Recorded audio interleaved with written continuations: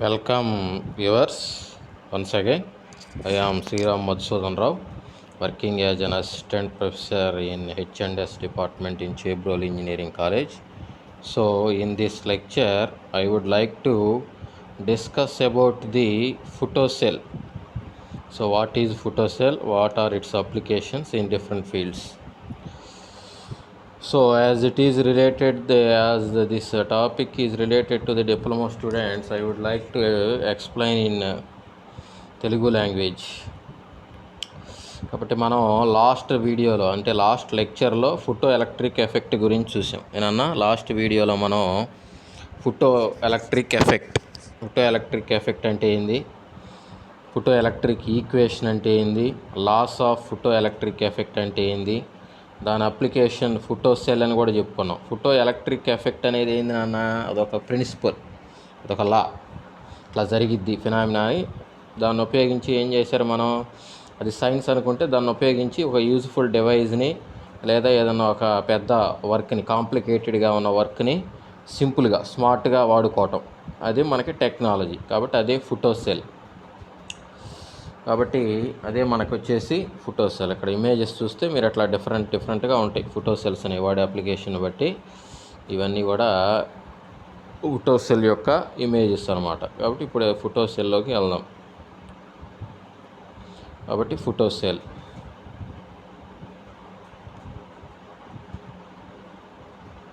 కాబట్టి photo cell అనేది ఏం చేస్తుంది మనం ఆల్రెడీ చెప్పుకున్నాం కదా, లాస్ట్ లెక్చర్లోనే చెప్పుకున్నాం. ఫోటో ఎలక్ట్రిక్ ఎఫెక్ట్ అంటేనే నథింగ్ బట్ లైట్ ఎనర్జీని ఎలక్ట్రికల్ ఎనర్జీగా కన్వర్ట్ చేసేదని. కాబట్టి నథింగ్ బట్ దాన్ని ఉపయోగించి తయారు చేసిందే కదా ఈ photo cell or photo electric cell అనేది. కాబట్టి photo electric cell is a sensitive device which converts light energy into electrical energy. Simple definition ఇది. మీకు జీకేలో కూడా ఉపయోగపడుతుంది అన్న. ఇది జీకేలో కూడా ఏదైనా కాంపిటేటివ్ ఎగ్జామ్స్ రాసేటప్పుడు జీకేలో కూడా ఈ పాయింట్, ఈ టాపిక్ అనేది ఇది మేజర్గా. ఈ ఫోటో ఎలక్ట్రిక్ సెల్ అనేది ఏం చేస్తుంది అని అడుగుతారు. What is the purpose of photo electric cell, లేదా what is the device which converts light energy into electrical energy అని అడుగుతారు. అప్పుడు మీరు photo cell or photo electric cell అనే ఆప్షన్ పెడితే మీకు కరెక్ట్ మార్క్స్ అనేవి వస్తాయి అన్నమాట. కాబట్టి ఆ విధంగా కూడా ఉపయోగపడుతుంది మనకి. కాబట్టి ఇక్కడ వచ్చేద్దాం, ఈ టాపిక్లోకి వచ్చేస్తే ఫోటో ఎలక్ట్రిక్ సెల్ అనేది ఏం చెప్తున్నారు ఇక్కడ, ఒక sensitive device which converts light energy into electrical energy. Sensitive means అంటే ఏంది, ఎప్పుడైతే లైట్ దాని మీద పడిద్దో ఆటోమేటిక్గా అది ఏం చేస్తుంది, దాన్ని ఎలక్ట్రికల్ ఎనర్జీగా కన్వర్ట్ చేస్తుంది. దాన్నే సెన్సిటివ్ అంటాం. ఇక్కడ సెన్సిటివ్ అంటే అది మీనింగ్. కాబట్టి ఇన్స్టంటేనియస్ ప్రాసెస్ అని చెప్పుకున్నాం కదా ఫోటో ఎలక్ట్రిక్ ఎఫెక్ట్. కాబట్టి ఎక్కువ టైం అట్టు పెట్టుకోదు, అది ఆ ఎనర్జీని దాని దగ్గర అట్టు పెట్టుకొని కాసేపు అట్లా ఆలోచిద్దాం అట్లా ఉండదు. ఎమ్మటే లైట్ పడంగానే దాన్ని ఆటోమేటిక్గా ఎలక్ట్రికల్గా కన్వర్ట్ చేస్తుంది. అది సెన్సిటివ్ యొక్క మీనింగ్ అనమాట. కాబట్టి దాన్నే మనం ఫోటో ఎలక్ట్రిక్ సెల్ లేదా ఫోటో సెల్ అన్నాం. ఆల్రెడీ చెప్పాం కాబట్టి మళ్ళీ ఇంకొకసారి చెప్తున్నాం. కాబట్టి ఇది ఫోటో సెల్ మనకి. కాబట్టి ఇది నెగిటివ్ టెర్మినల్, ఇది పాజిటివ్ టెర్మినల్. అంటే ఇదేంది, మెటల్ ప్లేట్. నెగిటివ్ టెర్మినల్ అనేది మెటల్ ప్లేట్, పాజిటివ్ అనేది ఏంది, యానోడ్. కాబట్టి దీన్ని ఏం చేసాం, ఈ నెగిటివ్ టెర్మినల్ని తీసుకొచ్చి బ్యాటరీ యొక్క నెగిటివ్కి కలిపాం. అలానే ఈ పాజిటివ్ టెర్మినల్ని ఈ బ్యాటరీ యొక్క పాజిటివ్కి కలిపాం. ఈ పాజిటివ్ మధ్యలో ఏం కలిపాం, గాల్వనామీటర్. ఇది జీ మీన్స్ గాల్వనామీటర్. ఇది ఏం చేస్తుంది, కరెంట్ని మెజర్ చేస్తుంది. జాగ్రత్తగా గమనించాలి, ఇది చాలా ఇంపార్టెంట్. ఇది what is the meter used to measure the current అని అడుగుతారు. ఏంటంటే జనరల్గా గాల్వనామీటర్, అమ్మీటర్ వాడుతుంటారు. జనరల్గా ఎక్కువగా గాల్వనామీటర్ వాడుతుంటారు. సెన్సిటివ్ తక్కువ కరెంట్స్కి గాల్వనామీటర్ వాడుతుంటారు. కాబట్టి గాల్వనామీటర్ అనేది ఏంటంటే it is the galvanometer here used to measure the current. కాబట్టి ఇందాక చెప్పుకున్నట్టు దీని మీద ఏం పడింది, మోనోక్రోమాటిక్ లైట్ వచ్చి ఈ యొక్క మెటల్ ప్లేట్ మీద పడింది. పడంగానే ఆటోమేటిక్గా ఏమవుతాయి, ఎలక్ట్రాన్స్ అనేవి రిలీజ్ అవుతాయి. ఎలక్ట్రాన్స్ రిలీజ్ అయ్యి అవి ఎక్కడ అట్రాక్ట్ అవుతాయి, ఈ పాజిటివ్ యానోడ్కి అట్రాక్ట్ అవుతాయి. ఓకేనా, ఈ వచ్చిన ఎలక్ట్రాన్స్ అనేవి వచ్చి పాజిటివ్ యానోడ్కి అట్రాక్ట్ అవుతాయి. అట్రాక్ట్ అనేవి ఏం చేస్తాయి, ఇట్లా ఫ్లో అవుతాయి. ఇదే కలిపాం కదా మన సర్క్యూట్. ఇట్లా ఫ్లో అయ్యేటప్పుడు ఏం జరుగుతుంది, ఇక్కడ ఎలక్ట్రాన్సేగా ఫ్లో అవుతుంది. ఎలక్ట్రాన్స్ ఫ్లో అవుతుంది కాబట్టి ఏమొచ్చింది, కరెంట్ వస్తుంది. కాబట్టి ఈ గాల్వనామీటర్లో నీడిల్ అనేది పక్కకు జరిగింది. అంటే ఏంది, అక్కడ కరెంట్ అనేది వస్తుంది. కాబట్టి ఎప్పుడైతే ఇక్కడ లైట్ పడిందో ఆటోమేటిక్గా ఇక్కడ మీటర్ డిఫ్లెక్షన్ వస్తుంది, అంటే కరెంట్ వస్తుంది. లైట్ ఆగిపోయింది అనుకో, కరెంట్ కూడా ఆగిపోద్ది. ఎప్పుడైతే లైట్ ఆగిపోయింది కరెంట్ కూడా ఆగిపోద్ది. కాబట్టి this is the simple working. కాబట్టి working of photo electric cell అని అడిగారు అనుకో ఏం రాస్తారు? It consist of 2 plates, a negative plate which is metal plate which is cathode and a positive plate which is anode. The negative cathode is connected to negative terminal of the battery and the positive plate, that means anode, is connected to the positive terminal of the battery through galvanometer అని పెట్టేస్తారు. So whenever the light falls on the cathode, the electrons releases and the anode absorbs it and flow in the circuit. So we can observe the galvanometer is deflecting. So it is the working process of photocell. So whenever the light stops, then automatically the galvanometer shows null deflection. కాబట్టి ఆ విధంగా మనం సొంతంగా మీరు రాసుకోవచ్చు. Concept అనేది అర్థమవుతుంటే మీకు ఈజీగా ఆ డయాగ్రామ్ని పెట్టుకొని ఈజీగా ఎగ్జామ్లో రాసుకోవచ్చు అనమాట. కాబట్టి ఇది వర్కింగ్ ఆఫ్ ఫోటోసెల్. మినిమం ఈ డయాగ్రామ్, ఈ సర్క్యూట్ వేసిన 3 మార్కులు అడుగుతారు జనరల్గా. ఇది మీకు డిప్లొమాలో జనరల్గా మీరు సర్క్యూట్ వేసినా మ్యాక్సిమం 2 మార్క్స్ దాకా వచ్చినట్టే. సర్క్యూట్ వేసుకుని ఏదో రాస్తారు కదా కింద. కాబట్టి ఆ విధంగా ఈ ఫోటో ఎలక్ట్రిక్ సెల్ ఈ పాయింట్ రాసి ఈ సర్క్యూట్ వేసినా చాలు, మినిమం 2 మార్కులు పడతాయి. కాబట్టి ఆ విధంగా ఈజీగా మీరు మార్క్స్ అనేవి స్కోర్ చేయడానికి బాగా ఛాన్సెస్ అనేవి ఉంటాయి అన్నమాట. కాబట్టి ఈ విధంగా ఫోటో సెల్ అనేది వర్క్ చేస్తుంది.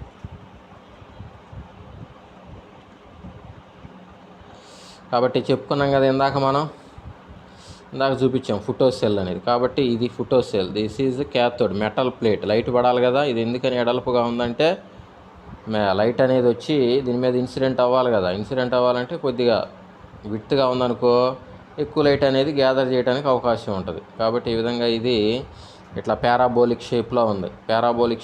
కాబట్టి ఎప్పుడైతే లైట్ దీని మీద పడిద్దో ఎలక్ట్రాన్స్ అనేవి రిలీజ్ అయ్యి ఆ ఎలక్ట్రాన్స్ అనేవి ఏం చేస్తాయి, యానోడ్ అనేది ఎలక్ట్రాన్స్ నెగిటివ్ ఛార్జ్ కదా రిలీజ్ అయ్యే ఎలక్ట్రాన్స్, యానోడ్ పాజిటివ్ ఛార్జ్ కాబట్టి ఎలక్ట్రాన్స్ని అట్రాక్ట్ చేస్తుంది అనమాట. కాబట్టి ఈ విధంగా ఉంటుంది మనకి రిప్రజెంటేషన్ అనేది. కాబట్టి ఇది రిప్రజెంటేషన్, ఇది క్యాథోడ్. ఈ సి షేప్లో ఉంది, అట్లా చూపెట్టాం కదా, పారాబోలిక్ షేప్ ఇది యాక్చువల్గా. కాబట్టి ఇది క్యాథోడ్, డాట్ అనేది యానోడ్. కాబట్టి this is the symbolic representation of photo electric cell. Symbolic ఇది ఎవాక్యూ. దీన్ని మొత్తం ఏం చేస్తారు, లోపల పైన ఒక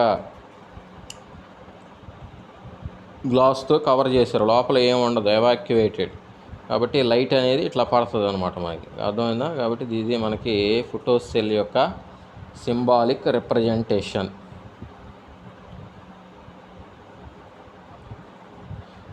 నెక్స్ట్ మనకి applications of photo cell. Applications of photo cell ఇవి ఇంపార్టెంట్ మీకు ఎగ్జామ్ పాయింట్ ఆఫ్ వ్యూలో. అప్లికేషన్స్ ఆఫ్ ఫోటో సెల్ అనేవి మీకు ఇంపార్టెంట్ అనమాట. అప్లికేషన్స్ ఆఫ్ ఫోటో సెల్స్ అనేవి ఇంపార్టెంట్ మీకు ఇక్కడ. కాబట్టి ఫస్ట్గా టెలివిజన్స్లో వాడతారు వీటిని. టెలివిజన్స్లో లైట్ ఎనర్జీని ఎలక్ట్రికల్ సిగ్నల్గా మార్చడానికి వాడతారు టెలివిజన్లో. నెక్స్ట్ బర్గ్లర్ అలారమ్స్ అంటే దొంగతనాలు జరగకుండా ఉపయోగిస్తారు, బర్గ్లర్ అలారమ్స్. నెక్స్ట్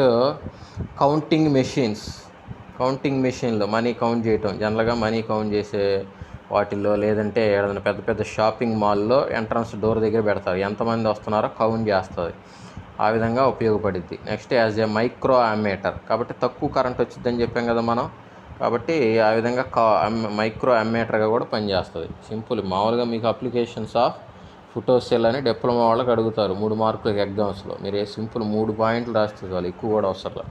కాబట్టి in television, in burglar alarms, in counting machines as micro ammeter. కాబట్టి ఈ విధంగా ఇంకా ఉన్నాయి, చెప్తాను, ఇట్లా గుర్తుపెట్టుకోండి, సింపుల్ ఇవి.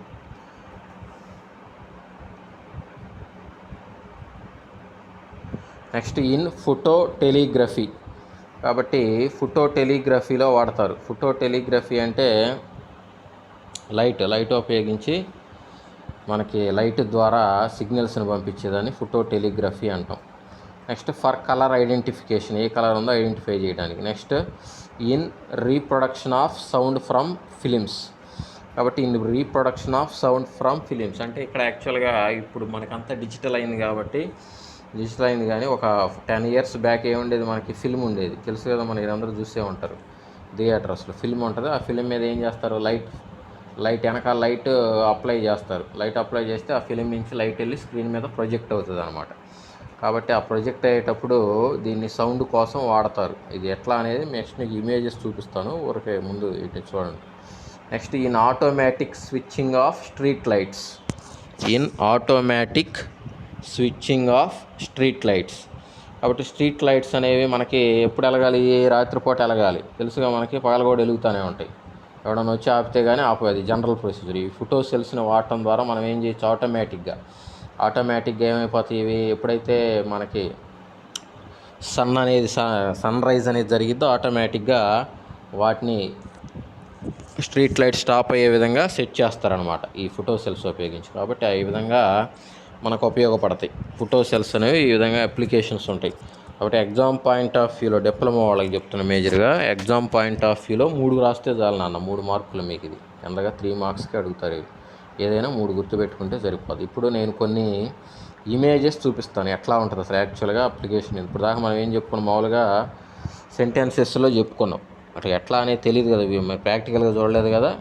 అంటే ప్రాక్టికల్గా అంటే ఎక్స్పెరిమెంట్ చేస్తే చూస్తే తెలిసిద్ది లైవ్లో, కానీ ఒక ఇమేజ్ చూస్తే అసలు అర్థం అవుతుంది. అవి చూపిస్తాను. బట్ ఎవరన్నా ఇంట్రెస్ట్ లేని వాళ్ళు, ఇమేజ్ చూడటం ఇష్టం లేని వాళ్ళు ఉంటే ఇక్కడికే వీడియో క్లోజ్ చేయొచ్చు. ఇంతవరకు మీకు ఇవి అయితే ఇంపార్టెంట్ పాయింట్స్ ఫోటో సెల్ గురించి. కాబట్టి ఇక్కడ నుంచి మీకు ఇమేజెస్ అనేవి ఉంటాయి. కాబట్టి మెడిసిన్లో వాడుతున్నారు ఫోటో సెల్స్ అనేవి. ఇక్కడ చూడండి జాగ్రత్తగా, మెడిసిన్లో ఈ ఫోటో సెల్స్ని ఎలా అప్లై చేస్తారు, మెడిసిన్లో ఈ ఫోటో సెల్స్ అనే వాటిని ఎలా అప్లై చేస్తారో చూద్దాం ఇక్కడ.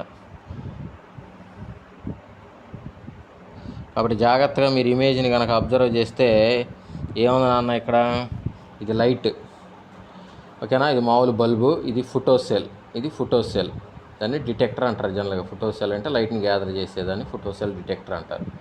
నెక్స్ట్ ఏముంటుంది, ఎలక్ట్రానిక్ కౌంటర్. అంటే ఏం చెప్పాం, లైట్ని ఏమైనా కరెంట్గా మార్చిద్దిగా, అందుకని ఎలక్ట్రానిక్ కౌంటర్కి కనెక్ట్ చేస్తారు దీన్ని. కాబట్టి ఇక్కడ ఏం చేశారు, ఒక క్యాపిలరీ ట్యూబ్ తీసుకొని బ్యాక్టీరియా ఇన్ లిక్విడ్, అంటే ఈ లిక్విడ్లో బ్యాక్టీరియా ఉంది. ఇక్కడ ఈ లిక్విడ్లో ఏముంది నాన్న, ఈ బ్యాక్టీరియా ఉంది. ఎంత బ్యాక్టీరియా ఉందో కావాలి మనకి, కనుక్కోవాలి. అర్థమవుతుందా, ఎంత బ్యాక్టీరియా ఈ లిక్విడ్, సపోజ్ వాటరే అనుకోండి, సపోజ్ ఈ వాటర్లో ఎంత బ్యాక్టీరియా, ఎన్ని సెల్స్ ఉన్నాయి కనుక్కోవాలి మనం, కౌంట్ చేయాలి. కౌంట్ చేయాలంటే మన చేతితో మైక్రోస్కోప్తో చూడకుండా దీన్ని ఉపయోగించి, చెప్పాం కదా టెక్నాలజీ, ఈ ఫోటో ఎలక్ట్రిక్ ఎఫెక్ట్ యొక్క ప్రిన్సిపల్ అనేది ఫోటో సెల్గా మార్చాం అప్లికేషన్. దీన్ని టెక్నాలజీగా మనకు కావాల్సినట్టు వాడుకుంటున్నాం.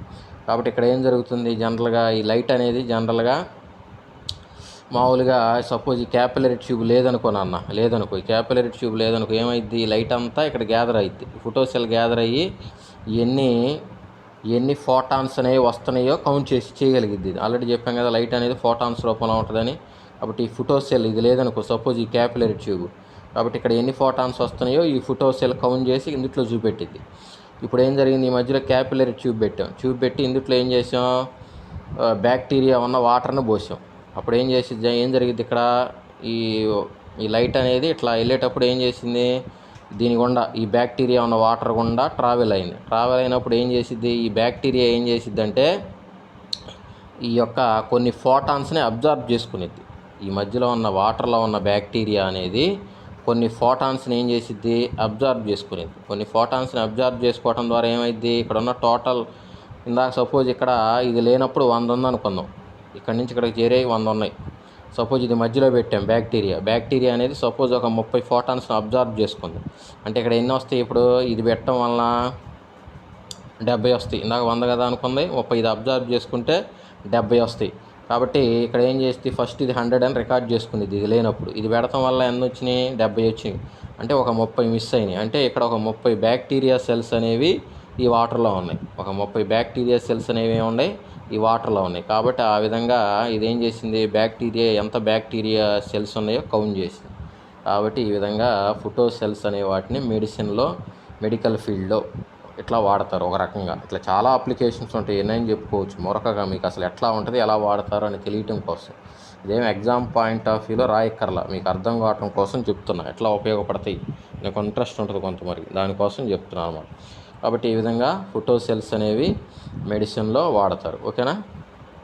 అప్పుడు అర్థమైంది కదా. ఇది లేనప్పుడు ఇక్కడ నుంచి ఇక్కడికి 100 ఫోటాన్స్ వచ్చినాయి, అది కౌంట్ చేసుకొని పెట్టుకునిద్ది. నెక్స్ట్ ఏం చేసాం, బ్యాక్టీరియా ఉన్న వాటర్ని ఇందుట్లో పోసాం, పోయటం వల్ల ఏమైంది, ఇప్పుడు కౌంట్ చేస్తే ఎన్ని వచ్చినాయి ఇక్కడికి, ఇక్కడ ఎన్ని రిసీవ్ చేసుకుంది, ఇది 70 రిసీవ్ చేసుకుంది, అంటే 30 తగ్గింది. అంటే 30 ఫోటాన్స్ అనేవి 30 బ్యాక్టీరియా సెల్స్ అబ్జర్వ్ చేసుకున్నాయి. అంటే ఇక్కడ ఎన్ని ఉన్నాయి, 30 బ్యాక్టీరియా సెల్స్ ఉన్నాయి. అట్లా ఇవన్నీ ఎంత కాన్సన్ట్రేషన్తో బ్యాక్టీరియా ఉందనేది ఎస్టిమేట్ చేస్తాను అనమాట. ఆ విధంగా ఉపయోగపడుతుంది ఇక్కడ మనకి ఫోటో సెల్స్ అనేవి మెడిసిన్లో. ఇప్పుడు నెక్స్ట్ ఇంకో అప్లికేషన్ చూద్దాం. కాబట్టి ఇది photo cells in movie films. ఇందాక చెప్పుకున్నాం కదా అప్లికేషన్స్లో ఎట్లా ఉంటుంది జనరల్గా. అంటే ఇప్పుడు డిజిటల్ టెక్నాలజీ ఇప్పుడు లేదు, ఒక 10 years బ్యాక్, అంటే జనరల్గా మీకు ఐడియా కోసం చెప్తున్నా వరకు. కాబట్టి ఇదేంటన్నా ఫిలిం, ఇదేంటిది ఫిలింల మీద ఏముంటుందంటే ఇక్కడ ఒక ఆప్టికల్ ట్రాక్ ఉంటుంది, అంటే బార్ కోడ్ లాగా ఉంటుంది అనమాట. కాబట్టి ఇక్కడ ఏముంటుందంటే ఒక బార్ కోడ్, ఇది ఇట్లా కనపడుతున్నాయి కదా, ఇవంతా బార్ కోడ్, మీకు అర్థమవుతూనే ఉంటుంది. అదేంటిది బార్ కోడ్, చూస్తుంటారు కదా మీరు బార్ కోడ్, అది బార్ కోడ్ అనమాట. కాబట్టి అదంతా కూడా ఆప్టికల్ సౌండ్ ట్రాక్, అంటే దాన్నంతా లైట్ ఫామ్లో, లైట్ పడ్డప్పుడు యాక్టివేట్ అయ్యే విధంగా దాన్ని, అంటే ఏం చేస్తాం మనం, షూటింగ్ చేస్తారు కదా, మీకు తెలుసు కదా, షూటింగ్ చేసేటప్పుడు రికార్డ్ చేస్తారు, రికార్డ్ చేసేటప్పుడు తర్వాత ఆడియో కూడా రికార్డ్ చేస్తారు. ఆడియో అనేది ఈ విధంగా ఈ ఫిలిం మీద ఇట్లా రికార్డ్ అయ్యిద్ది బార్ కోడ్ రూపంలో.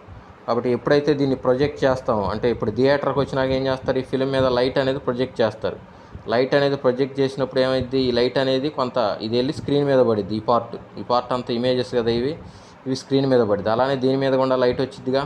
కాబట్టి ఇక్కడ ఏం పెడతారు, దీని ముందు ఒక ఫోటో ట్యూబ్ లాంటిది పెడతారు. ఇక్కడ ఇది అనమాట మనకి. ఇక్కడ ఈ ఫోటో ట్యూబ్ లాంటిది పెడతాం వల్ల ఇది ఏమైద్ది, దాకా అయితే ఇది లైట్ ఎనర్జీ కదా, ఇది లైట్, అంతేగా లైట్తో ఈ బార్ కోడ్లో ఉన్నదంతా ఈ లైట్తో మిక్స్ అయిపోయి ఇక్కడికి వచ్చింది. ఇదేం చేసిద్ది, క్యాథోడేగా యానోడ్, తెలిసిందేగా.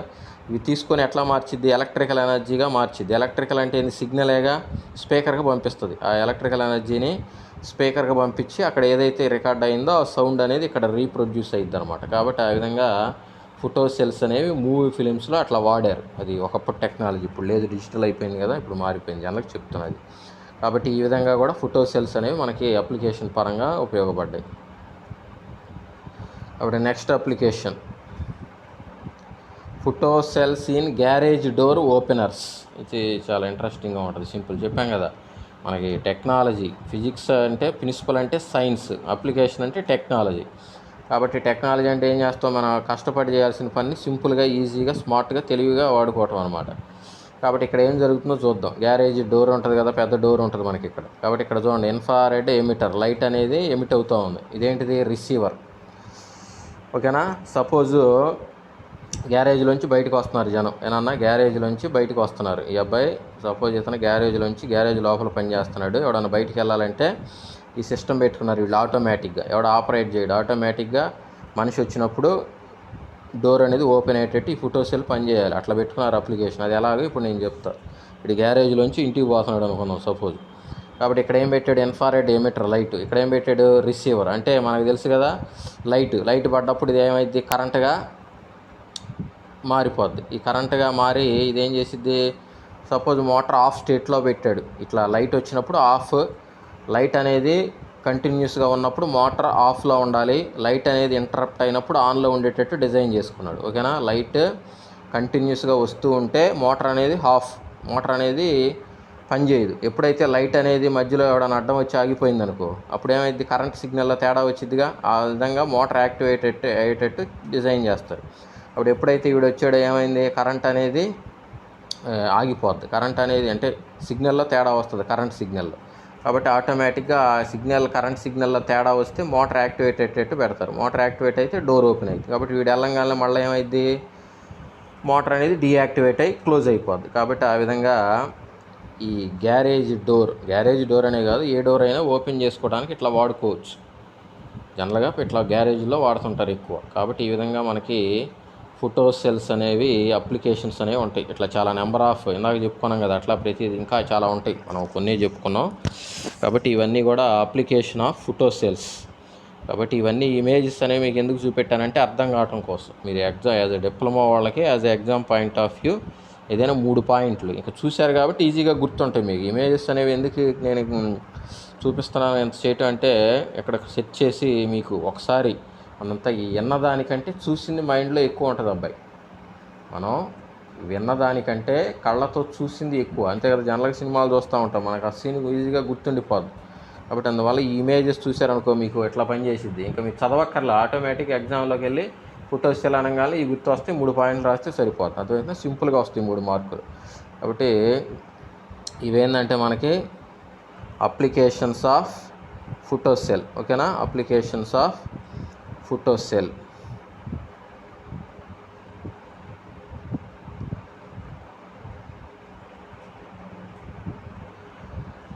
కాబట్టి జాగ్రత్తగా ఒకసారి చూస్తే మీకు అర్థమైపోద్ది ఈజీగా మళ్ళీ. కాబట్టి ఈ విధంగా ఫోటోసెల్. కాబట్టి ఫోటోసెల్ అనేది ఏం చేస్తుంది, మనకి లైట్ ఎనర్జీని ఎలక్ట్రికల్ ఎనర్జీగా కన్వర్ట్ చేస్తుంది. అర్థమవుతుందా? లైట్ ఎనర్జీని ఎలక్ట్రికల్గా కన్వర్ట్ చేసేది. ఫోటోసెల్ అన్నా ఫోటో ఎలక్ట్రిక్ సెల్ అన్నా ఒకటే మనకి. కాబట్టి ఈ విధంగా మీరు ఒకసారి ఈ వీడియోని ఒకసారి వినండి. విన్న తర్వాత ఇంకొకసారి చూస్తూ వినాలి. వింటాం కళ్ళు మూసుకొని కాదు, ఒకసారి చూస్తూ విన్న తర్వాత ఈ తర్వాత ఆడియో ఆఫ్ చేసి వాల్యూమ్ లేకుండా చూసుకుంటూ వెళ్ళారనుకో, 2 సార్లు 3 సార్లు చూస్తే చాలు, ఇంకెక్కువ అవసరంలా. వారానికి 2 సార్లు 3 సార్లు చూస్తే ఈజీగా గుర్తుండిపోద్ది. 3 మార్కులు ఫోటోసెల్ అప్లికేషన్స్ లేదా వర్కింగ్ అన్నా ఈజీగా రాయొచ్చు 3 మార్కులు. కాబట్టి ఆ విధంగా మీరు ఈజీగా 3 మార్కులు అనేవి క్యాచ్ చేయడానికి అవకాశం అనేది ఉంటుంది అన్నమాట. కాబట్టి thanks for watching this video. కాబట్టి జాగ్రత్తగా నెక్స్ట్ లెక్చర్లో ఏం చెప్పుకుందామంటే ఆప్టికల్ ఫైబర్. ఇది కూడా చాలా ఇంట్రెస్టింగ్గా ఉంటుంది. ఇప్పుడు వస్తున్న టెక్నాలజీ అంతా దాని మీద కదా డిపెండ్ అవుతుంది. ఆప్టికల్ ఫైబర్ అంటే ఏంది, అది ఎట్లా పనిచేసిద్ది, దాని అప్లికేషన్స్ ఏంది, ఓకేనా. ఇవన్నీ కూడా నెక్స్ట్ క్లాస్లో చెప్పుకుందాం. Okay, thank you.